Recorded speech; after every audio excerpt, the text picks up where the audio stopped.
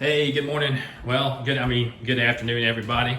I wanted to make another video today and talk about what the Outlander actually cost. I've seen a bunch of videos here lately. Guys buying new ATVs and everything, and one of the things that I'm always left asking is, what did they pay for it? So I'm gonna lay out what I paid for mine. Mind you, COVID-19, there's not much inventory on these, and CanAms are pretty good. They hold their retail, so they don't really provide a whole ton of discounts. I think the most I've ever seen, and I probably should have bought it last year, was around Christmas time, which is probably the best time to buy an ATV, or there a little bit after, probably January, February. And they gave me like $1,000 off. Probably should have bought it, but hindsight's 2020. But I'm just gonna get started on this and tell you guys what I paid for it. So, without further ado, the purchase price on the bike was, they gave me $250 cash rebate. So the total price was $9,759. Freight was $599. And then so the total purchase price was $10,348. So what I did with mine, I put, so the total with like taxes, and it didn't really have, it had a few fees on there. The document fee was $320, sales tax was $620. A lot of times you can get around the sales tax. I'm just gonna note that right now. A lot of times you can get out of sales tax by purchasing it out of state.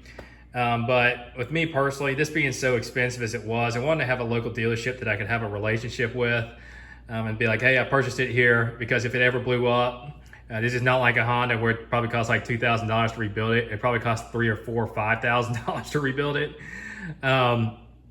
I wanted to have a relationship there. So to me, the $300 doc fee and the taxes, it's kind of a wash, right? Because a lot of times you can buy them out of state and they'll still come after you for the taxes regardless. I've seen that happen. I had a buddy of mine buy one, I think it was in Tennessee, and while we were in Georgia, didn't pay the sales tax on it, and then the state of Georgia somehow figured out that he owed the sales tax and he ended up having to come out of pocket for it. So that's one of the reasons I just went ahead and bought it down the street.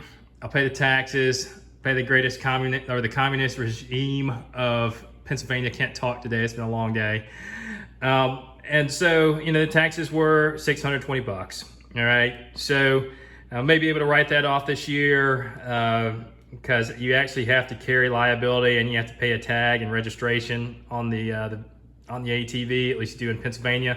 You also have to have liability insurance in Pennsylvania when you have an ATV in order to ride at any of the parks. I guess that's if you run into a group of people and you run them over or hurt them or whatever it is. So the document fee was $324. I've seen some of these doc fees be as high as $600-700, so I thought that was fairly reasonable. I'm a big proponent of buying new ATVs, and let me tell you why. I've had a lot of used stuff off of Craigslist. I've bought 30, 40 cars off of Craigslist, pickup trucks, cars, what have you. And every single time I buy something off of Craigslist, there is always something wrong with it. Always something wrong with it. And so with an ATV like this, you're gonna be out in the woods with it. A lot of times you're gonna be far away from people. And the last thing you wanna do is break down in the wilderness at night. Okay, so a lot of people don't think about that. It's nothing like being broke down on the top of a mountain when it's 32 degrees and your ATV stops running and there's no one in sight and you also don't have cell phone service. So it's something really to think about. I'm about a bargain just like the next guy. Most of my cars that I buy are used, or unless they're giving some factory incentive, it's like $10,000, $12,000, $13,000 off, I'll buy them brand new. But really think about that whenever you're buying these things. And you see a lot of these YouTubers out here that ride the ever-living fool out of them, and I'm guilty of it. I used to have a Honda, ex-Honda guy here, and I would ride mine into the ground. I mean, I had it up past the handlebars in mud before, all that. I don't have intentions of doing that with this machine, but I've got a baby daughter, and we want to ride on it, and so it needs to be reliable, or if Carly wants to take it out, it needs to be reliable. So that's why I went out and bought a brand new one. So, and then looking at them online, if you look at like a 5 or 6 year old CanAm big bore, you're still gonna pay probably $8,000, $8,500 for it for like a 2016 or a 2015. So out the door, the price was $11,345. So I took out a loan on this. I got an interest rate of 5%. The best way to do it is whenever you're going in there, the dealership wants to finance you. They want the financing. They give you a kickback on it. I put $1,500 down on it. A lot of people are like, well, you financing an ATV. Well, listen, like the money's actually in the bank.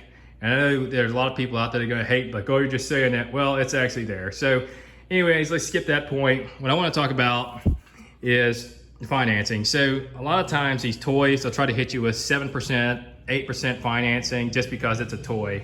I've got tier 1 credit, scores about an 800. So I told them, I was like, listen, if you're gonna finance me at 6.5 or 6.5, what they originally offered, I'm gonna pay on it 1 month and I'm gonna take it and refinance it through the credit union. So remarkably so, the interest rate dropped back down to 5%.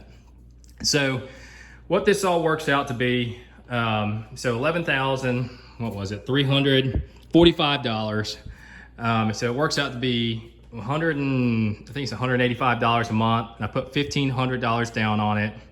And I think the interest rate is like right at 5%. Now I might get a 1/4%, 0.5% better through the credit union. And if I really feel like doing it, I might refinance it. But typically stuff like this, you know, it'll get paid off in a year or 2 years. I'll take a bonus check and pay it off, or I'll just get tired of paying on it and pay it off.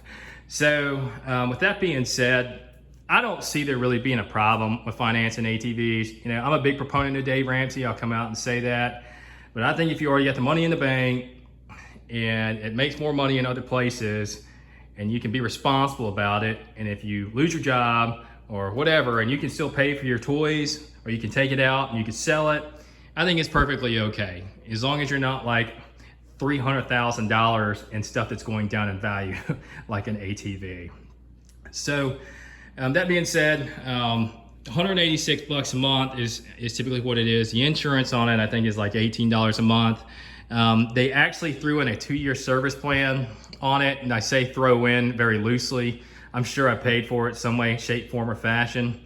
One thing about the service plans is, like, you know, they try to offer you a bunch of crap at the end whenever you're in the finance office. Like if you lose your job, they'll pay it off, or they have someone that, you know, makes a payment on it, or you die and it makes a payment on it, or a wheel and rim and tire package, which, I mean, if you're riding an ATV, you're gonna beat the crap out of the wheels and tires on it anyways. So that's not even worth buying. And then they'll offer you a service plan for like $1,500. Those service plans are always negotiable, so keep that in mind. This one came with a 2-year bumper to bumper service plan. You know, I think the option would be $250 back, or you get the service plan. But what they ended up doing at the end of it to make the deal go through is they threw the service plan in for free, which I really didn't want a service plan. I don't believe in service plans. I think it comes with I can't remember. I think this one comes with a year, and I think the XMR is like a 6-month warranty, something like that. But, you know, it is a pretty high ticket, high dollar item. So personally, I'm fairly happy about that. So I would say that it may or may not be worth the value, because it definitely, typically the service plan that they offered at the dealership would be $1,200, $1,500. I know for a fact that I did not pay that much for that service plan. So if it was $250, call it $500, okay, we'll roll with it. All right. But what I was going to say is a lot of those things are adders, and don't fall into the trap of buying all that stuff, because a lot of that stuff, the warranty work is very subjective. Okay.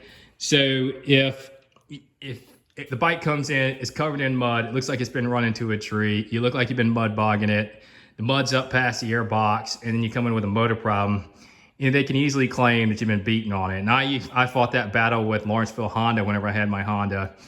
Brought it in for service, and being really slow with the service and the warranty work. And they're like, wow, this thing's really, really muddy. Well, it's like, you know, well, what do you expect me to do with this? It's made to go into the woods.